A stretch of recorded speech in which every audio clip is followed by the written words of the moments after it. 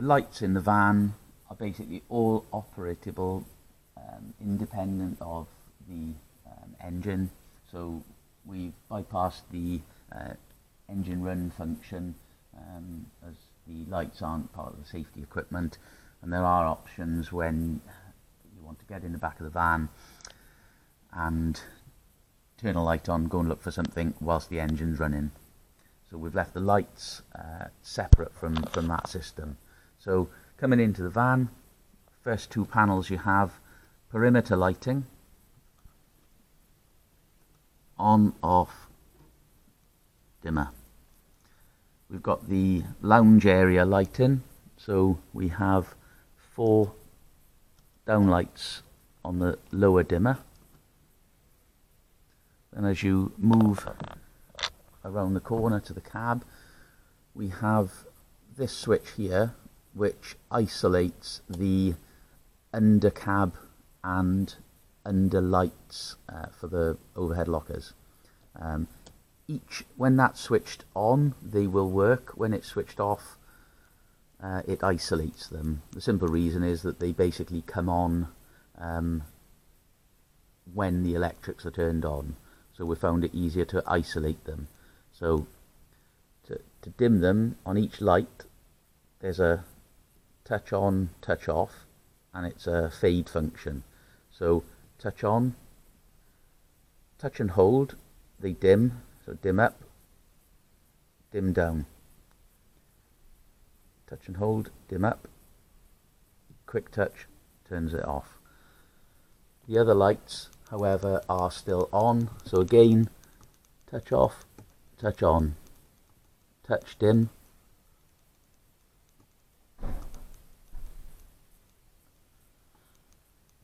So that's the under lights.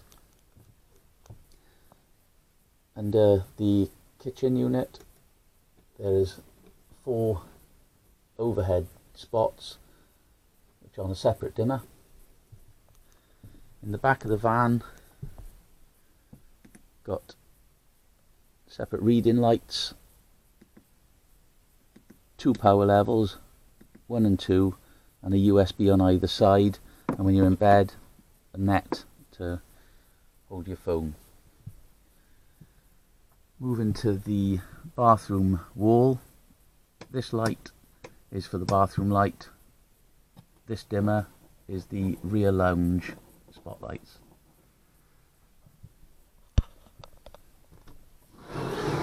Wardrobe, a little bit of hanging space.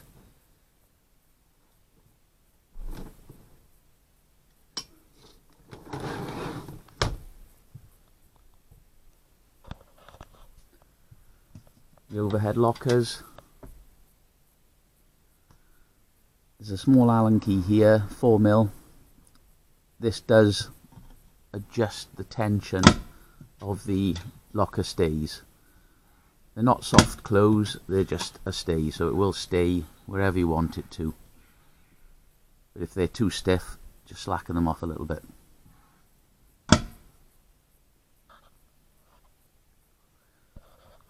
Oven and hob, fairly self-explanatory.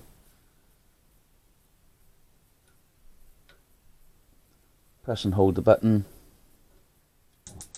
click the ignition, let it go after a couple of seconds, and the flame failure works.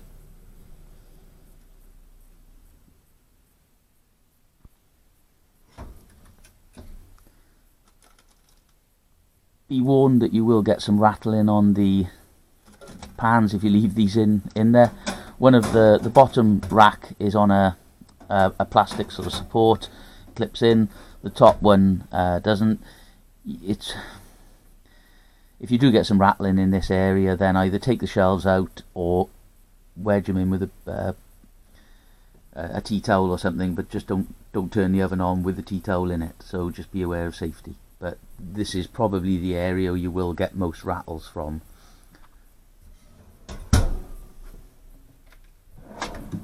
Large drawer for pots and pans. Fridge. Fridge function. The light is always on.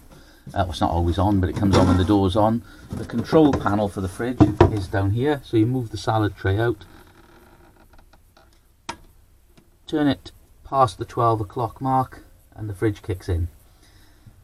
Where you have it depends on ambient temperature, but probably at about the 6 o'clock mark is sufficient for most times of the year. If you put it too high and you put this shelf too high, then anything on this shelf will freeze, so just be warned. Freezer function, it's a 3-star freezer, it will keep things frozen, and then when you defrost it, you've got a little tray underneath which pulls out, and you just empty any drips. But it is worthwhile putting a cloth at the bottom of the fridge while it's defrosting, otherwise you'll end up with a little puddle of water on the floor.